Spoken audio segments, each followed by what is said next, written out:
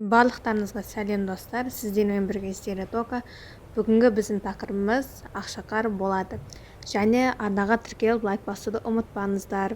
Сіздердің қолдауларыңыз біз үшін маңызды. Ал ендеше біз бастаймыз. Зұлым патшайым күнде сиқырлы айнадан сұрайтын еді, кім ең әдемі деп. Және осы сұраққа сиқырлы айна әрқашанда бұл әлемде тек қана сіз әдемісіз деп жауап беретін еді. Сиқырлы айна, айтшы кәнеки, бұл әлемде кім ең сұлу? Деп зұлым патшайым сұраған кезде, сиқырлы айна, бұл әлемде сіз сұлу деп жауап берген екен. Сол кезде патшайымның көңіл күйі көтеріліп қалады екен. Бұл зұлым патшайым ақшақардың өгей анасы екен. Оның шын анасы ерте қайтыс болған екен. Күндердің бір күнінде зұлым патшайым сиқырлы айнаға тағы келеді. Және әдетте сұрағын қояды. Сиқырлы айна, айтшы кәнеки, бұл әлемде кім ең сұлу? Деп зұлым патшайым сиқырлы айнаға сұрақ қояды. Сол кезде сиқырлы айна, өкінішті патшайым, бірақ сізден де сұлу табылды, деп жауап береді. Сол кезде зұлым патшайым ол кім екен деп сұрайды. Кейін әлемдегі ең сұлу ол ақшақар деп жауап береді. Сол кезде зұлым патшайым қатты ашуланады. Зұлым патшайымның сенгісі келмей, тағы да сиқырлы айнадан сұрайды. Бірақ ол бәрібір әлемде ең сұлу ол ақшақар деп жауап береді. Сол кезде зұлым патшайым өте қатты ашуланады. Кейін зұлым патшайым өз қызметшілерін шақырып алып, ақшақардан көзін құртуға бұйрық береді. Сендер ақшақардың көзін құртыңдар, тез, деп қызметшілеріне айтады.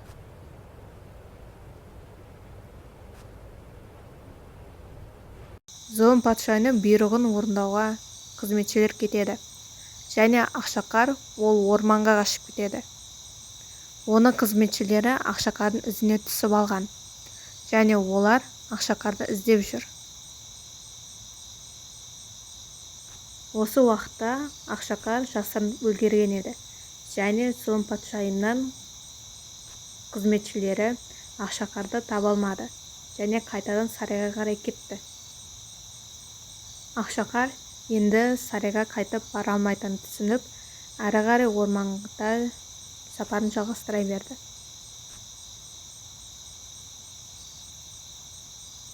Ақшақар бір үйді көрді. Және сол үйді көріп, қатты қуанып кетті. Содан кейін сол үйдің егесі бар ма деп есікті ашып тықылдатып көрді, бірақ ешкім жоқ еді. Үйдің бәрі шашулы екен. Кейін ақшақар осы шашулы үйді жинай бастады. Бір қарағанда осы үйде бірнеше адам тұруы мүмкін. Себебі орындықтардың және ыдыстардың саны көп, деп ойлады ақшақар.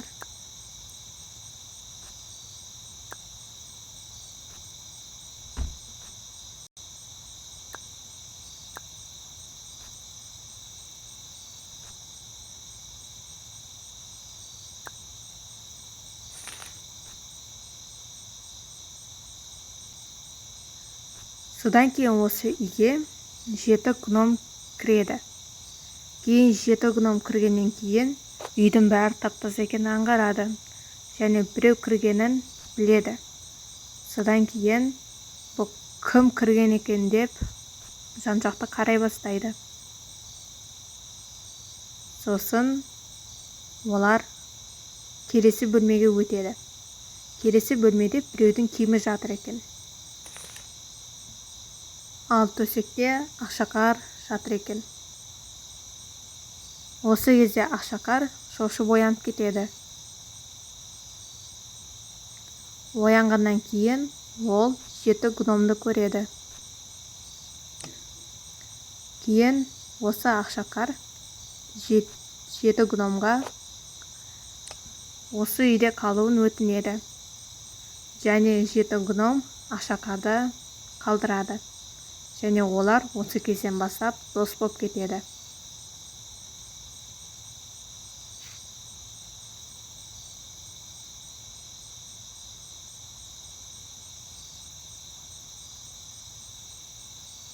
Жеті гном мен Ақшақар жақсы дос болып кеткеннен кейін Ақшақар оларға ас әзірлеп, үйін жинастырып қарайды.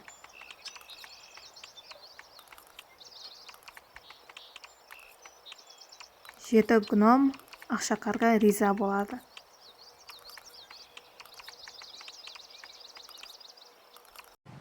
Бір күні 7 гномның біреуі, яғни Гремпи, Ақшақарға үй жинастыруға көмектесті. Осы кезде Ақшақар оған қалай үйді дұрыс жинауды, не істеу керек екенін барлығын Гремпиге үйретті.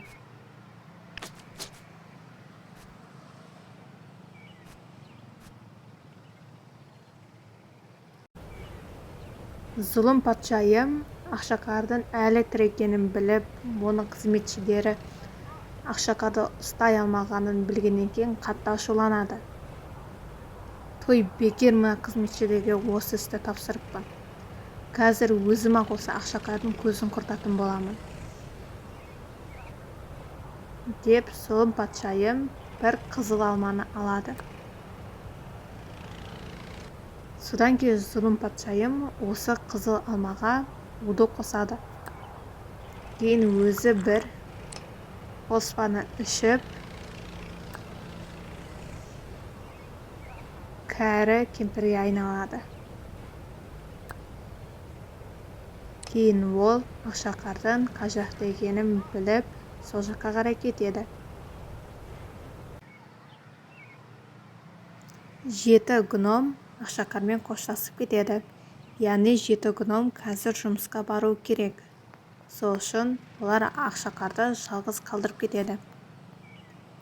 Ақшақар бір серуендегісі келіп, өзінің достарымен бірге орманға қарай кетеді. Орманда Ақшақар әндетіп тұрады. Және оның достары Ақшақардың әніне тамсанып мұқият тыңдайды.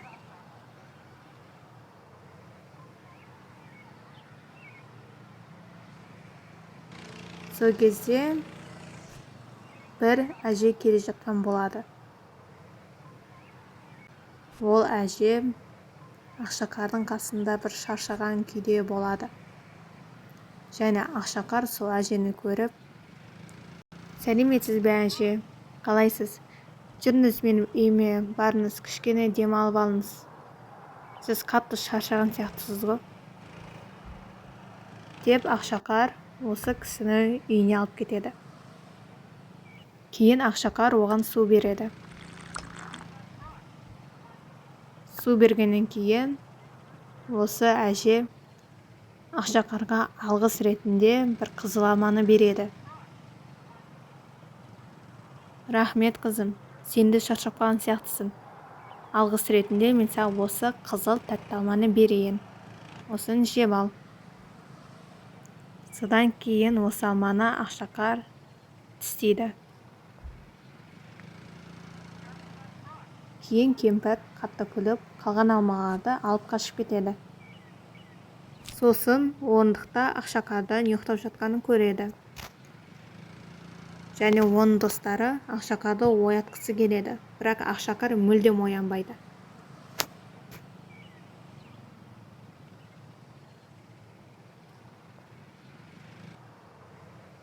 Кейін 7 гном Ақшақарға не болған және оның не үшін оянбағанын сұрайды. Содан кейін Ақшақардың достары оған бір әже бір алма беріп кеткенін және ол алманы жегеннен кейін ол әже қашып кеткенін және Ақшақардың әлі оянбағанын айтады. Кейін Ханзада кіріп келеді.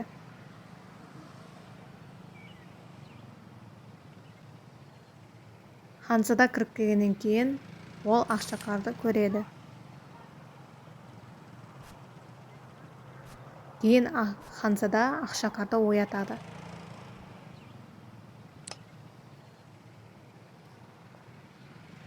Ақшақар оянады.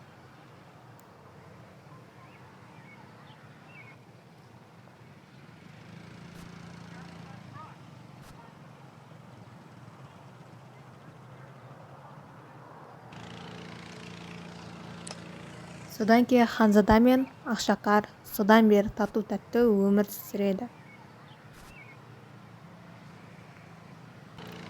Достар, егер видео ұнаса, арнаға тіркеліп лайк басуды ұмытпаңыздар.